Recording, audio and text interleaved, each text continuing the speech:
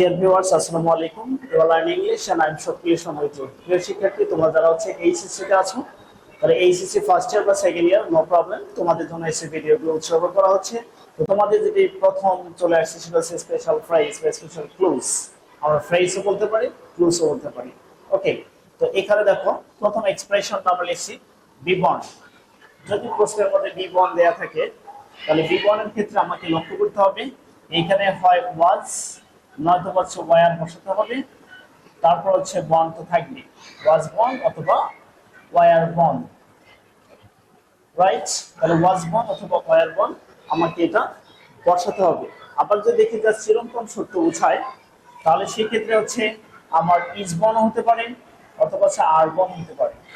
ঠিক আছে, is bond অথবা আর বন্ড হতে পারে যদি চিরন্তন সত্য বোঝায়। আর যদি স্বাভাবিক যদি চিরন্তন সত্য না বোঝায়, থার্ড পারসন সিঙ্গুলার নাম্বারের ক্ষেত্রে আমরা বসাবো হচ্ছে ওয়াজ বন্ড এবং প্লুরাল নাম্বারের ক্ষেত্রে বসাবো ওয়ার বন্ড।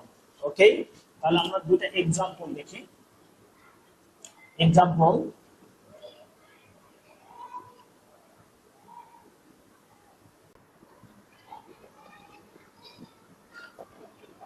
দেখো শেক্সপিয়ার, তারপর গ্যাপ দেয়া আছে, তারপর আমরা দেখি 1564 দেয়া আছে, অর্থাৎ সময় দেয়া আছে এবং মানুষের নাম দেয়া আছে।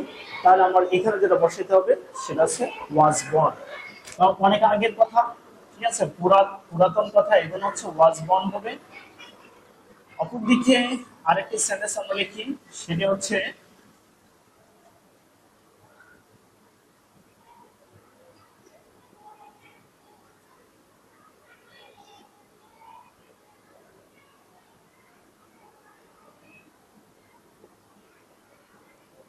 থাউজেন্ডস অফ পিপল, মানে কি হাজার হাজার মানুষ জন্ম হয় পুর, দরিদ্র হিসাবে, দারিদ্র ঘরে বা দারিদ্রতা হিসাবে জন্মগ্রহণ করে হাজার হাজার মানুষের।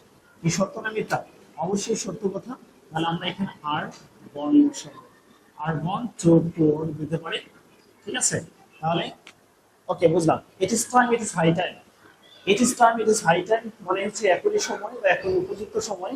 এই ক্ষেত্রে সময়কে দুটা স্ট্রাকচার লক্ষ্য করতে হবে। সেটা কি?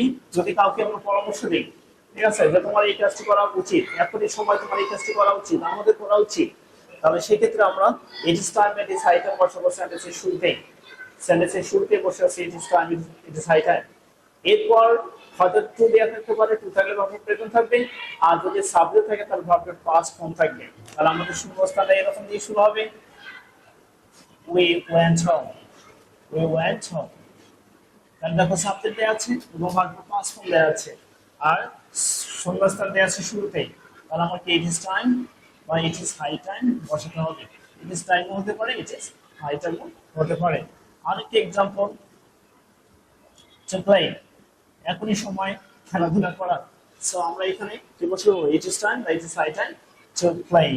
So it is time to play, right? Use to, right? তাহলে ইউজ টু মানে কি? ইউজ টু মানে হচ্ছে অভ্যস্ত থাকা, অভ্যস্ত হওয়া। তার মানে অতীতের কোন অভ্যাস ছিল যদি বোঝায়, তাহলে বসাবো ইউজ টু। আবার যদি অতীতে অভ্যাস ছিল না কিন্তু বর্তমানে অভ্যাস হচ্ছে, এরকম বোঝালে তাহলে অ্যামিজাল এবং ইউজ টু বসাবো, তখন ভার্বের সাথে আইএনজি থাকবে। ওকে, তো আমরা example, he swim in a river, সে নদীতে সাঁতার কাটতো। তাহলে এখন সাঁতার কাটে না, বরং সে আগে সাঁতার কাটতো, এই জন্য আমরা এখানে কি বসাবো? Use to. ওকে, কিন্তু এখন যদি অভ্যাস হয়ে থাকে, তাহলে আবার দেখো কি হবে, এখানে আরেকটি গ্যাপ আমরা দিলাম, সুইমিং। তাহলে আগে তার অভ্যাস ছিল না, কিন্তু এখন তার সুইমের প্রতি অভ্যাস হচ্ছে। তাহলে he is use to, he is use to swimming, right? তারপর বিট আবার তো পুশ, বিট আবার তো পুশ মানে হচ্ছে বাজে বলা, ঠিক আছে, আজে বাজে কথা বলা, সেটা হচ্ছে বিট আবাউট দ্য বুশ। এই ক্ষেত্রে হচ্ছে সেন্টেন্সের মিনিংটা আমাকে দেখতে হবে, মিনিং দেখে তাহলে আমাকে সেটা ঠিকঠাক করতে হবে। ওকে, তাহলে আমার সেন্টেন্সটা বলো, বলো এরকম, ডোন্ট,